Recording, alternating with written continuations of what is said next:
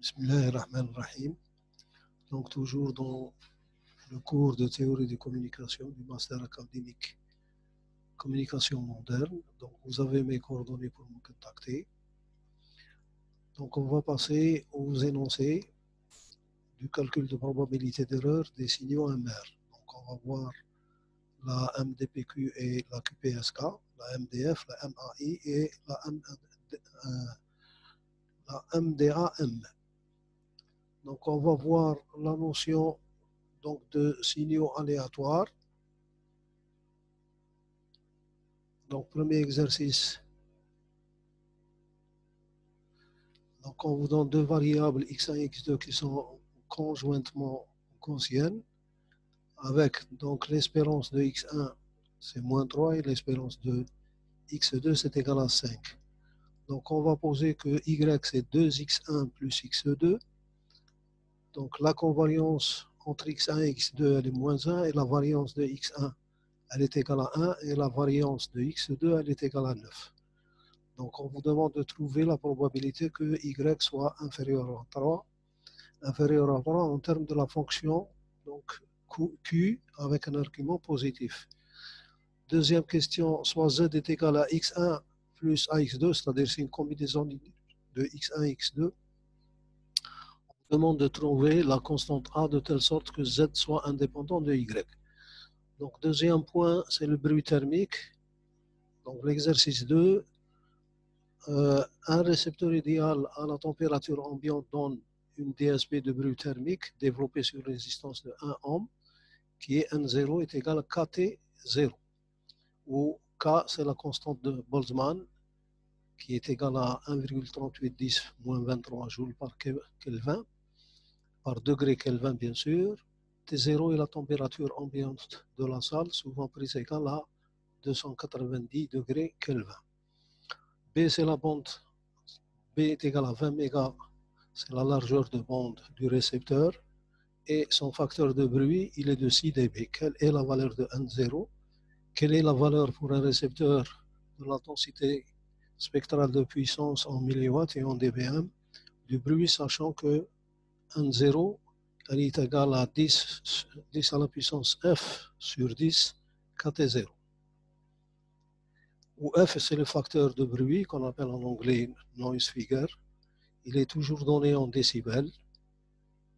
L'exercice 3, les propriétés statistiques et leur équivalent électrique donc pour le bruit.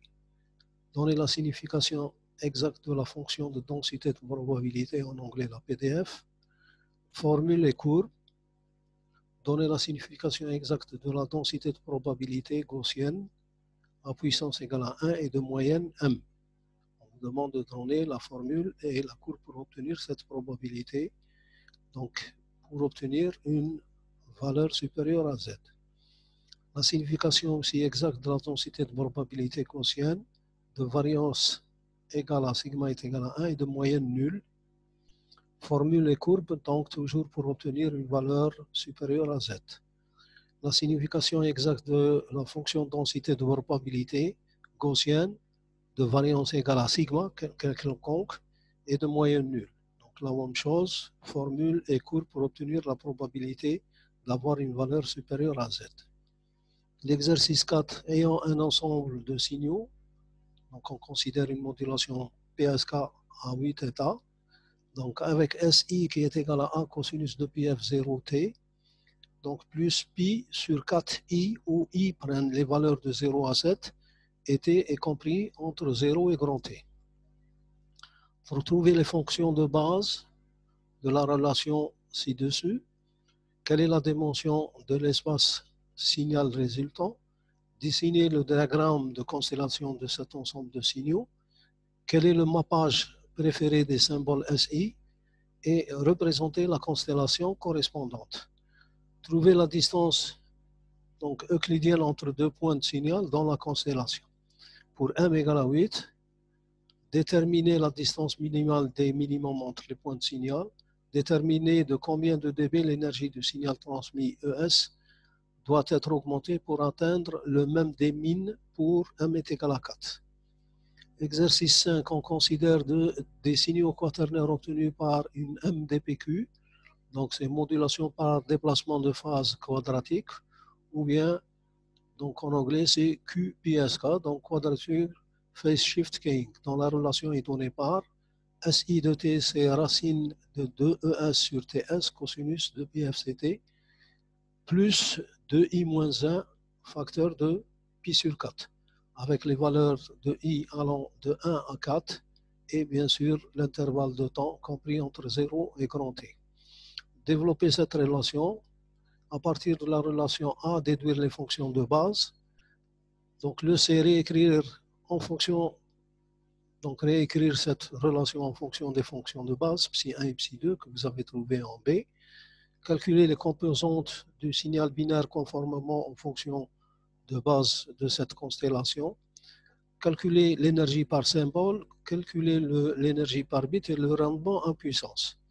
Exprimer la probabilité d'erreur en fonction de EB sur N0, puis calculer la valeur du rapport EB sur N0 à partir de la table des valeurs de la fonction Q pour une valeur de Q est égale à 1,7864 10-2. Puis cette probabilité d'erreur. Donc la table elle est donnée ici. 6. Un signal S2T binaire antipodal de type NRZ, donc non-retour à 0. Antipodal, ça veut dire qu'il a deux polarités. Donc subit une modulation dont la constellation est représentée donc ci-dessous normalement à l'aide des fonctions de base orthogonale psi1 et psi2, où l'état 1 correspond à S0, c'est l'état 1, et l'état S0, donc l'état S1 correspond au symbole 1, et l'état S0 correspond au symbole 0. Cette constellation représente quel type de modulation? Donner la sortie M de T du modulateur, réécrire M de T en fonction de M à K de T, sachant qu'aux instants T est égal à un T de transition, delta F et AK prennent respectivement les deux valeurs suivantes. Si K est égal à 0, alors AK est égal à 1 et delta F est égal à 2 sur T. Si K est égal à 1, alors AK est égal à moins 1 et delta F est égal à 1 sur T. Réécriture donc de MT, donc il faut réécrire MT en fonction de MT égale à M0 et M1 de T pour chacun des deux cas de K. Que représente M0 de NT et M1 de NT et représenter les fonctions de base dans l'intervalle de temps 0T. Donner les composantes du signal binaire en fonction donc des fonctions de base de cette constellation. Représenter dans l'intervalle de temps 0T S0 et S1 et écrire les composantes du signal binaire en fonction des fonctions de base de cette constellation. Donc, le cas de modulation par déplacement de fréquence.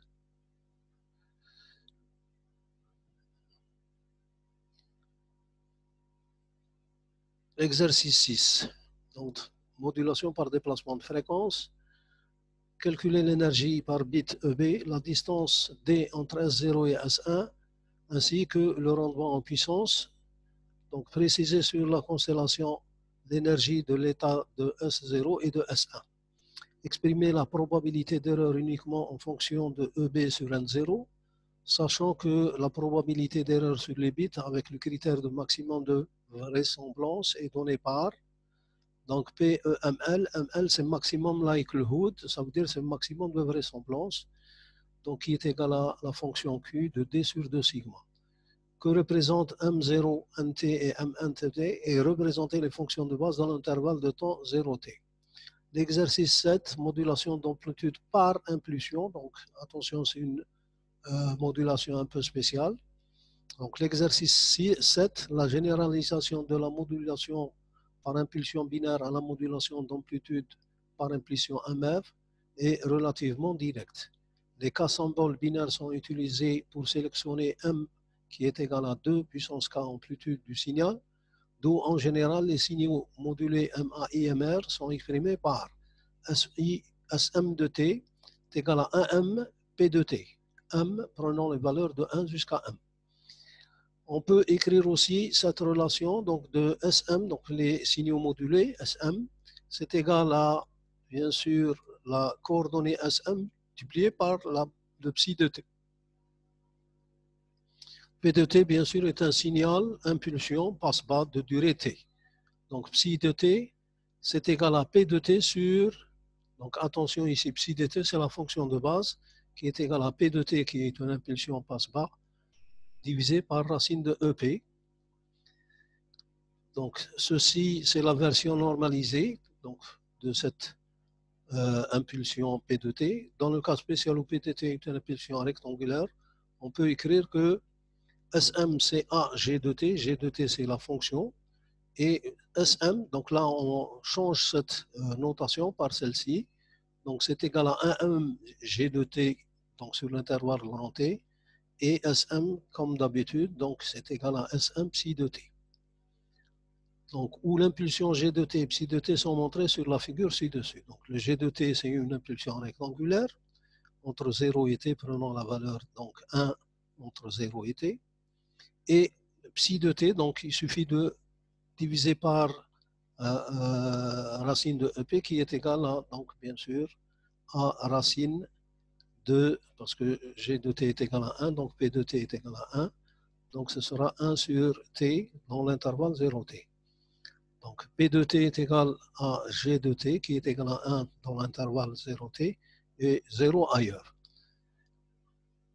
Donc on continue toujours l'exercice. Donc l'équation devient donc AM racine de t. Une caractéristique importante de ces signaux MAI est qu'ils ont différentes énergies. Calculer l'énergie de chaque symbole. En supposant que les symboles à k bits sont équiprobables, calculer l'énergie moyenne des signaux MAI transmis.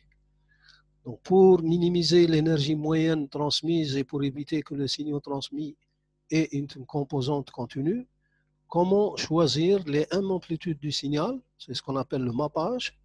Calculer l'énergie moyenne correspondante, c'est supposons que les symboles à k bits sont équiprobables, donc ils ont la même probabilité. Pour les signaux donnés par SAM, c'est égal à AM racine de EP, représenter les points de la constellation correspondante aux signaux dans une représentation géométrique des signaux MAI. Donc avec D est égal à A racine de EP, on définit la distance comme étant D est égal à racine de D égale à A racine de EP.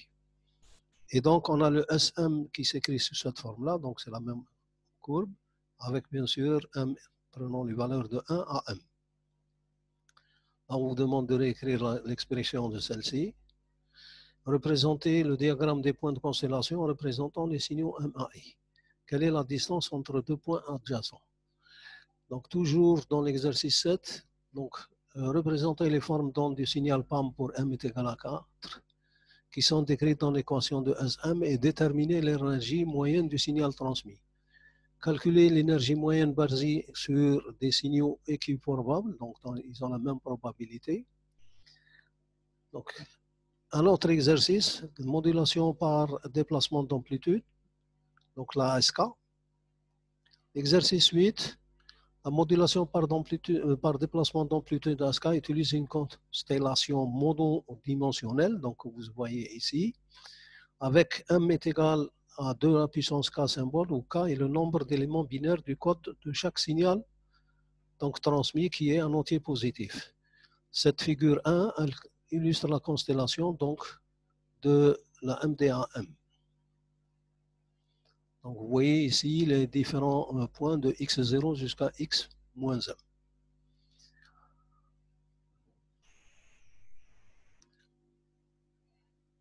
Donc montrer un sous-ensemble de points de plus faible énergie d'une échelle de quelle distance? D.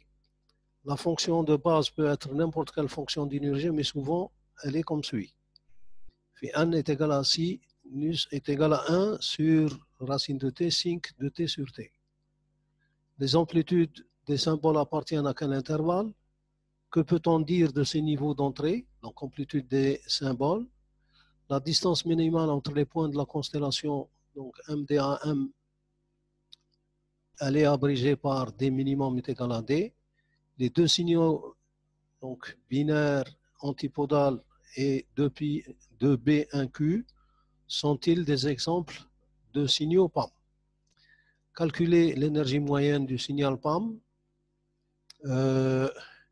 en déduire la distance D minimale. Quelle est la probabilité de décision correcte des symboles?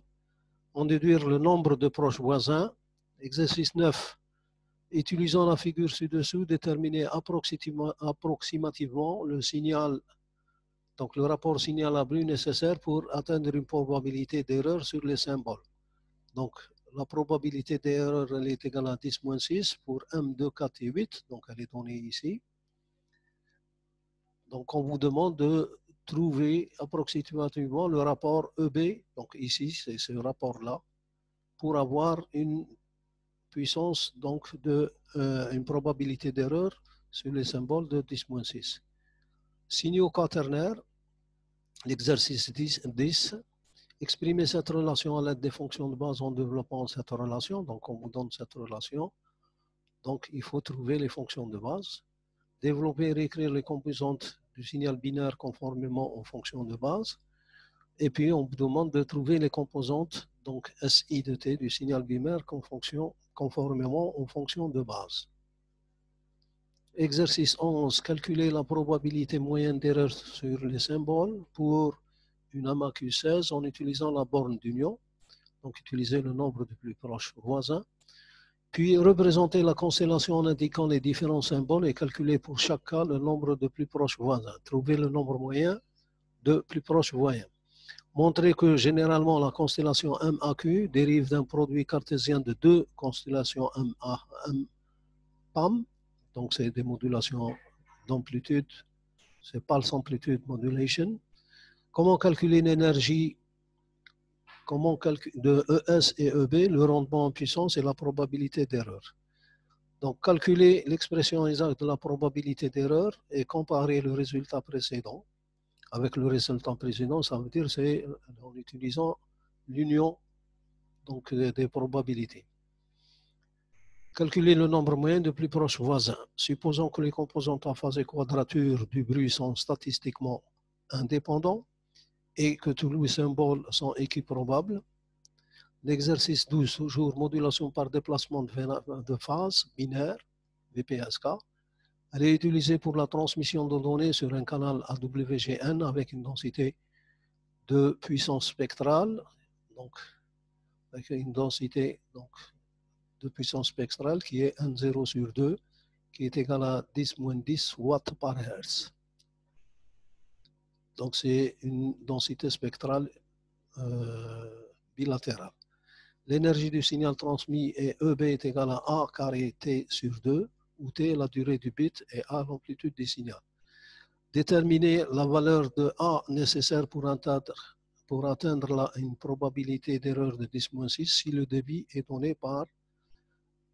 Donc dans le premier cas, on a le débit est égal à 10 kilobits par seconde, 100 kilobits par seconde et 1 mégabit par seconde. L'exercice 13, on vous donne toujours la fameuse relation de SI de T. Exprimer SI en fonction de Psi1 et Psi2 définis dans le problème 1. Utiliser l'identité trigonométrique bien connue. Représenter les signaux pour I égale à 4, donc les SI de T de I égale à 1 jusqu'à 4 comme des vecteurs dans le plan Φ1 et Φ2, donc Psi1 et Psi2, esquisser soigneusement les régions de décision ZI, donc I allant de 1 à 4 dans le plan Psi1, Psi2. Exercice 14, à l'aide par exemple d'un environnement informatique, par exemple MATLAB, comparer la probabilité d'erreur exacte d'un symbole PES avec celle de l'union des limites de PES données. Quelle est la valeur minimale de EB0, EB sur N0, à partir de laquelle l'union rejoint celle de la probabilité exacte. La probabilité donc d'erreur exacte des symboles elle est donnée par PES. La probabilité d'erreur d'un symbole de limite de l'union, elle est donnée par cette probabilité. Vous avez donc les deux probabilités faut faire un programme en MATLAB pour pouvoir représenter ces deux probabilités PES et PES union. Donc ceci termine ce cours. Donc